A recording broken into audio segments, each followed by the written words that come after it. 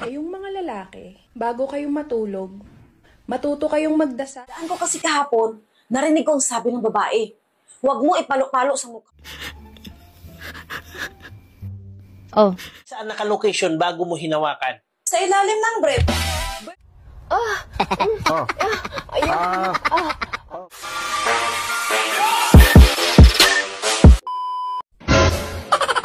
Kayong mga lalaki, bago kayong matulog, matuto kayong magdasal. Marunong naman kami magdasal. Hindi puro kayo Ano puro kayo?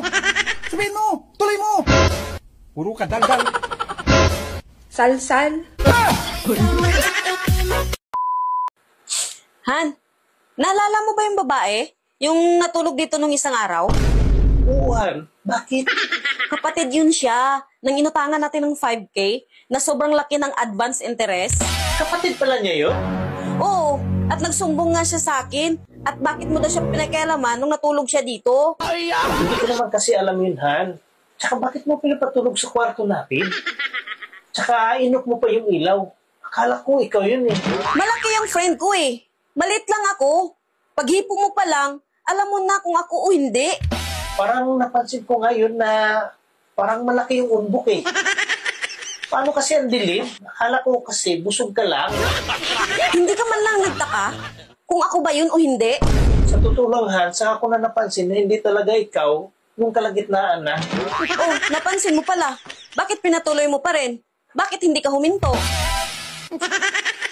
Sumagot ka. Bakit tinuloy-tuloy mo pa rin? At bakit hindi ka huminto? Huminto naman ako eh. Huminto ka pala. Bakit nagtuloy-tuloy? Madulas na kasi masyado yung preno.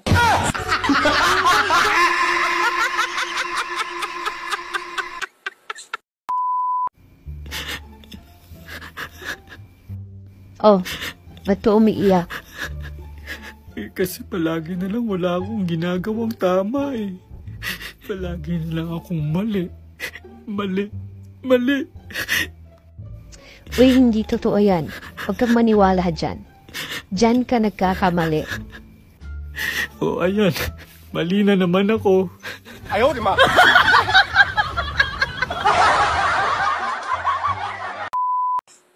Hello, gabing-gabi na. Ba't ka napatawag? Oh, siyempre. Aba, siyempre naman. Miss na miss din kita. Malakas ka sa akin eh. Sino yung kausap mo? Huwag maingay, may kausap ako. Sino ba yan? Babae ko. Nang babae ka? Hindi ka pa ba kontento? Hindi ka pa pala sawa sa mga babae? Ba't ka nag-asawa? Pati best friend ko, niligawan mo na rin. Wala naman talaga ako magawa. Babaero na talaga ako eh. Ganito na siguro talaga ako pinanganak. Hayaan mo na, magsasawa din siguro ako. May nangyari na ba sa inyo ng best friend ko? Oo naman. Yung best friend mo ba, hindi papatol sa akin? 2 bisis na nga eh. Alam mo yung bubuyog pag kumakagat. Pati puwit niya, tinutusok. Ganun yung best friend mo. Para akala mo wala nang bukas. Nananabla na lang kasi yung best friend ko. Anong nananabla? Ano ibig mo sabihin? Ang lupit nga lumalambitin sa akin eh. Last niya na sigurong kagat sa'yo yun. Kaya grabe makalambitin sa'yo. Paano naging last? Eh, pinapabalik nga niya ako eh. May taning na buhay nun.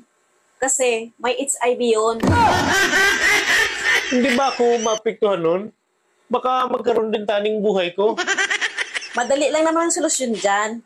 Para mawala ang taning ng buhay mo. Paano? Huwag ka magpapacheck up sa doktor. Para hindi mo malaman na may taning ng buhay mo. Wala ka bang ibang alam para gumaling? May nakapagsabi sa akin na pag natigok yung nanghawa sa'yo, pagkalipas ng 10 araw, wala na taning ang buhay mo. Solve ng problema mo. Ay, salamat. Tuloy ang ligaya. So, gagaling na ako nun. Hindi. Kasi, matigok ka na rin. Wala nang solusyon. Wala.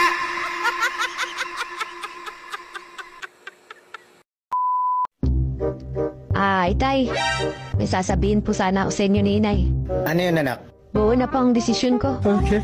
Gusto ko na pong manirahan mag-isa. Abay, maganda yan. Hayaan mo't susuportahan ka namin ng nanay mo sa desisyon mong yan. Salamat po. Siya nga po pala, Itay. Nasa labas na po lahat ng gamit niyo ni Inay. Makakaalis na po kayo.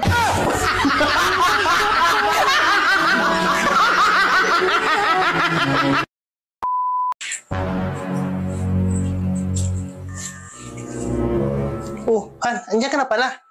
Nakautang ka ba kay kumpare? Oo, Han, 5,000. May advance interest pala to? Oo, Han, meron. Wala tayong magawa. Yan talaga yung patakaran nila eh. Bakit kasi hindi mo sinabi na may advance interest pala yan? At di ko rin kasi alam kung ano yan. Pasensya ka na, Han. Hindi ko pala naipaliwanag sa'yo kung ano yung advance interest. Asa na pala yung pera na nahiram mo? Ito oh. Oh, bakit 5,000 pa rin to? Di ba 5,000 naman yung hiniram mo? Oo, pero dapat may bawas na yung 5K kasi nga mayroong advance interest, di ba? Binayaran ko na.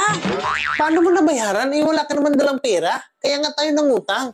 Bakit? Pera ba ang pambayad sa advance interest? Eh, siyempre, alam nga naman. Ano pala yung pinambayad mo? Sabi kasi ni kumpare, paano Mare, kunin ko na ng sagad ang interest ha? Oh, tapos ano sabi mo? Hinila ko siya, papunta sa kwarto niya. Sabi ko, sige pre, sagad mo na. Kaya pala walang bawas yung 5,000? Tsaka bakit parang hinang-hina ka at pag napagod ka? Ano ba nangyari sa'yo? Hoy, ano nangyari sa'yo? Bakit parang hinang-hina ka? Sobrang laki kasi ng interest niya.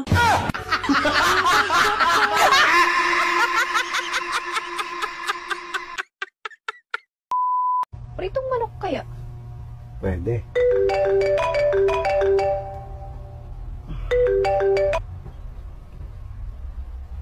Hello? Sino yun? Oh. Ayun. Oh, ma. Oh, sa tabi ko. Parang tanga. Oh, kasabi na ni mama. Han, may nagreklamo sa barangay. Galit na galit. Ano bang ginawa mo? Ha? Sila na nga yung nakisuyo sa akin eh. Sila pa yung galit? Bakit? Ano ba nangyari? Nakisuyo sila. Nahawakan yung bird. Oo nga naman, tama naman. Pero bakit sila nagagalit sa'yo? Pero ang ikinagagalit daw talaga nila ay yung nabitawan yung ibon. Galing pa naman daw sa ibang bansa. Ang mahal pa naman nun. Pero bakit mo binitawan? Hindi ko binitawan ng ibon. Sila yung nagbitaw. Eh di ba nga pinahawakan sa yung ibon? Paano sila yung nakabitaw ng ibon ay ikaw yung may hawak ng ibon? Bird lang ang hinawakan ko. Nung hinawakan ko yung bird, nabitawan nila yung ibon. Tika. Ang gulo mo eh. Hawak mo na yung bird, di ba? Oo. Eh paano nila nabitawan yung bird? Eh ikaw na nga yung mismong may hawak. Hindi. Ang ibon hawak nila. Ang bird pinahawakan sa akin. Nung hinawakan ko ang bird, nagulat yung lalaki. Kaya nabitawan yung ibon. Ang gulo mo eh. Bird at ibon, isa lang yan. O sige, yung ibon, hawak ng lalaki. Oo. Ang bird saan naka-location bago mo hinawakan? Sa ilalim ng brief. Bird yun, di ba? Ang likot talaga ng kamay mo. Ang alam ko, matagal ng tigok yung bird. Pinahawakan nila sa akin para lang pagbintangan ako. Malinis ang konsensya ko. Malinis yung konsensya. Paano mo nasabi na matagal ang tigok yung bird? Matigas na eh.